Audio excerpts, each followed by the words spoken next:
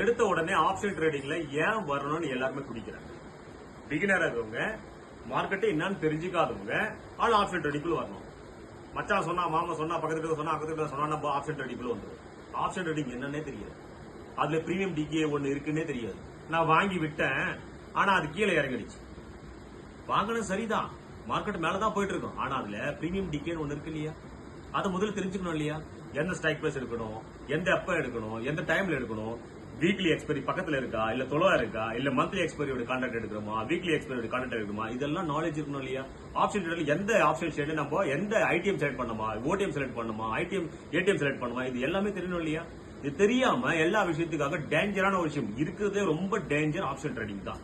அந்த option trading பத்தி தெரிஞ்சுக்கிட்டா மட்டும்தான் உங்களால எல்லாமே செய்ய முடியும். தெரியாத விஷயத்தை தலைய விட்டீங்கன்னா ரொம்ப ரொம்ப கஷ்டம். அதுக்கப்புறம் பைசா இழந்துட்டோம், மார்க்கெட்டுக்குள்ள போனோம், எல்லாம் போச்சு. ஸ்டாக் மார்க்கெட்னா கேம்லிங் தான், மார்க்கெட் சூதாட் தான், புலம்பிட்டு தான் இருக்க முடியும். எல்லாம் சம்பாதிக்கிறான் இல்லையா, எவ்வளவு சம்பாதிக்கிறான் இல்லையா. அப்ப சம்பாதிக்கிறான், நம்ம உங்களால ஏன் சம்பாதிக்க முடியல. அவன் எல்லாமே தெரிஞ்சுக்கிட்டான், சம்பாதிக்கிறான், உங்களால எதுவுமே தெரிஞ்சுக்க முடியல. அதனால தான் பைசா விட்டுட்டு. Thank you so much.